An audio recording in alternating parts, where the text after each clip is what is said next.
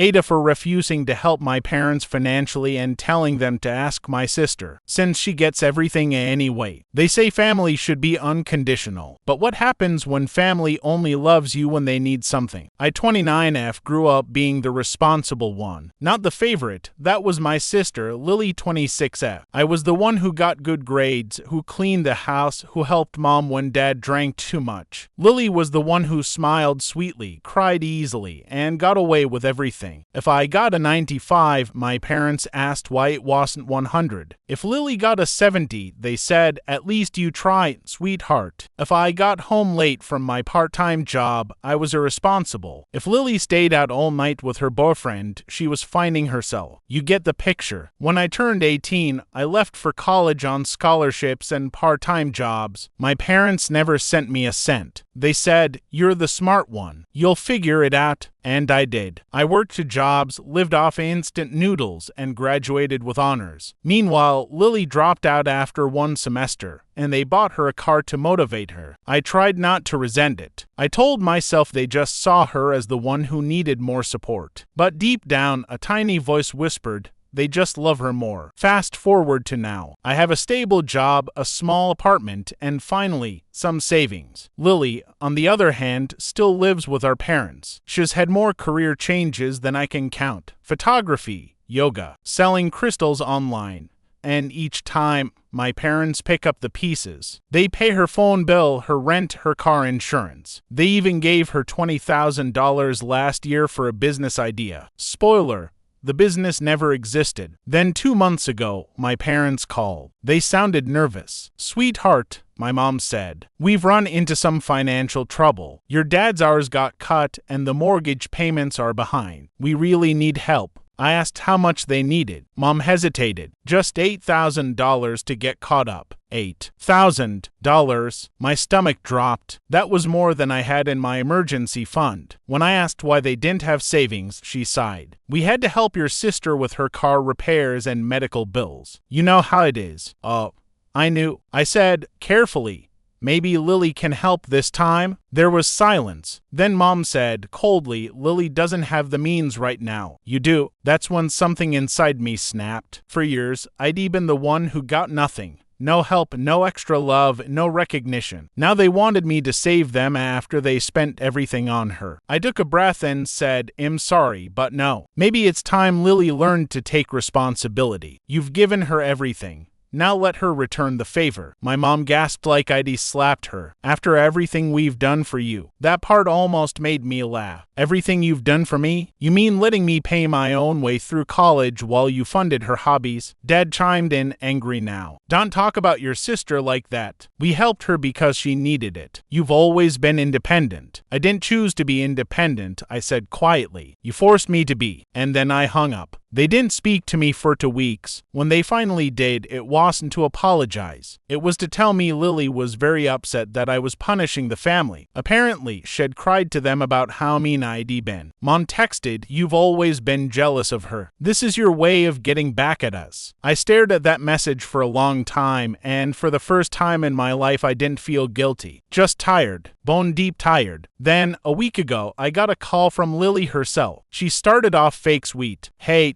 big sis, Mom said you're being difficult about helping them. That's not really fair, is it?" I didn't answer. She kept talking. "Look, I know you're mad, but they're old. They need us. And honestly, you make way more money than me." Something in me cracked. "Do you know why I make more money, Lily?" I said, voice shaking. "Because I worked. I suffered. I starved, while you sat at home doing nothing and got everything. Now they're broke because of you, and you still think I should fix it." There was a long silence. Then she said, quietly, "You sound bitter." "I am," I said, "because you never paid for what you took." She hung up. Now the whole family's against me. My parents told distant relatives I abandoned them. My aunt called to guilt trip me, saying, "You can't take money to the grave." Even my cousin sent a text saying, "Wow, you really let them down." The only person who's on my side is my boyfriend, who said, "You've been the scapegoat your whole life. You don't owe them a damn thing." Still, I can't shake the guilt. They're my parents. They raised me, but they also broke me. Last night,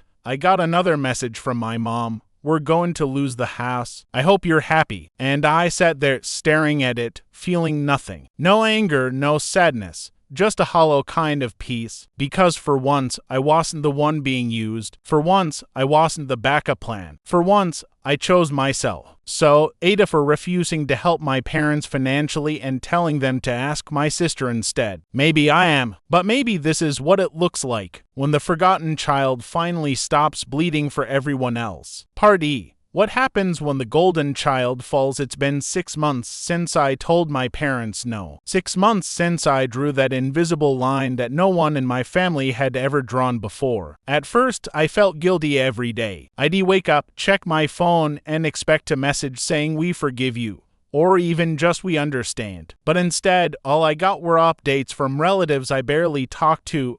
Your parents are struggling. Your sister's been crying nonstop. Everyone thinks you've changed. They were right. I had changed. I'd stopped letting people treat me like a resource and started acting like a person. Then, one rainy Thursday, I got a text from an unknown number. They lost the house. I hope you're proud. It was from Lily. No greeting, no explanation, just venom. I stared at it for a long time, feeling this strange mix of anger and sorrow. Not because they lost the house. That was tragic, yes, but because even now, even after all of it, she still couldn't see her part in it. I didn't respond. A week later, my aunt called. They're moving in with your sister, she said. She offered to take them in. Of course she did. Lily had always known how to make herself look like the savior. I could already hear the narrative forming.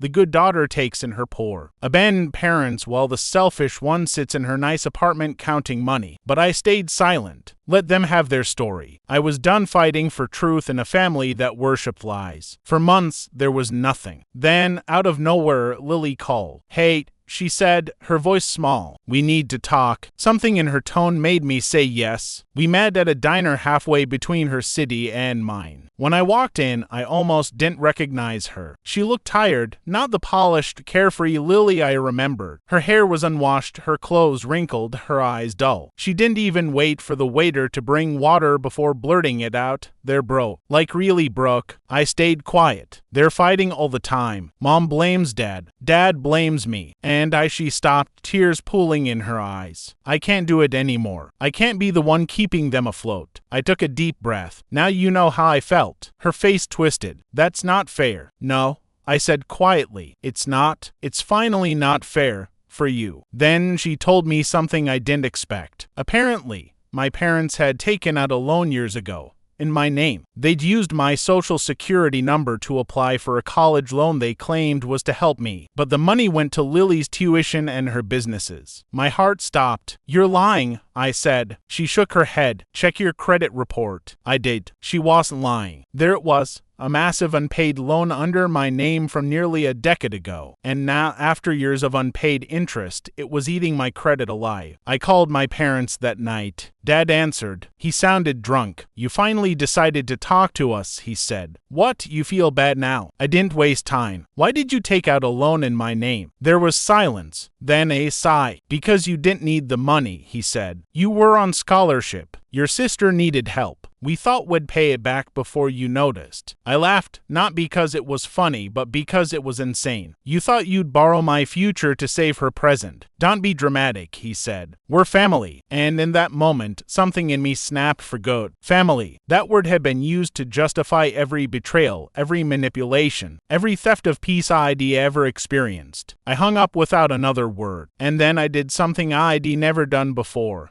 I reported it. Identity fraud, financial abuse. The investigation took months. I handed over every email, every signature, every scrap of evidence. The police were surprisingly sympathetic. Apparently, it wasn't uncommon. Parents stealing from their children, hiding behind guilt and blood ties. When the notice came in the mail, that my parents would have to appear in court. Lily called again. How could you do this? She sobbed. There are parents. I stayed calm. They stopped being parents when they stole from me. You're destroying what's left of this family, she said. I sighed. Lily, there's nothing left to destroy. And I hung up again. The court hearings were brutal. My parents looked small, older than I'd ever seen them. Mom cried through the entire thing. Dad avoided eye contact. Lily glared at me from the back of the room the whole time. In the end, they didn't go to jail. The court ruled for repayment instead, though it was symbolic. They'd never have the money. But something inside me shifted that day. For the first time, I wasn't the scared daughter trying to earn low. I was someone standing in the wreckage, realizing that maybe, just maybe, I was finally free. It's been a year since then. My parents live in a small apartment. Lily moved to another city. Rumor has it she's still struggling, still looking for someone to rescue her. Sometimes I wonder if I should feel bad. But the truth is, I don't. Because forgiveness isn't the same as stupidity, and love doesn't mean letting yourself be used. Last week, I got a letter in the mail. No return address, but I recognized the handwriting. We're sorry. We never meant for it to go this far. We just thought we were helping. We love you, even if you can't love us back. Mom, I folded it, placed it in a drawer, and closed it. Not out of cruelty, out of closure. Because some betrayals aren't meant to be forgiven. They're meant to be survived. So, aitah for refusing to help my parents when they needed me. Even after everything that happened. Maybe to them, it'll always be the villain. But I've learned something. When you stop saving the people who drown you, they'll call you cruel. But really, you're just learning how to breathe. Part E. 10 years later, the echo of the same mistakes. It's been 10 years since I took my parents to court. 10 years since I drew a hard line in blood and guilt. 10 years since the words where family stopped being a reason to suffer. And yet family has a strange way of finding you again. Even when you've changed your number. Even when you've moved to another city. Even when you've convinced yourself you're done. It happened on a Wednesday. I came home from work, tired but content. The air smelled like rain and cinnamon. I'd been baking a little more lately. Something peaceful about mixing sugar and silence. Then I saw it. An envelope, no return address, sitting in my mailbox. But this time, it wasn't my mother's handwriting. It was Lily's. I almost threw it away. But curiosity, or maybe nostalgia, got the better of me. Inside was a short letter, just 5 sentences. I know you have no reason to talk to me, but I need your help. It's about my son. Please, call me Lily. My chest tightened. I hadn't spoken to her in nearly 8 years. The last time we talked, she called me soulless. I should have ignored it, but I didn't. When I called, she answered on the first ring. Her voice was shaky, small,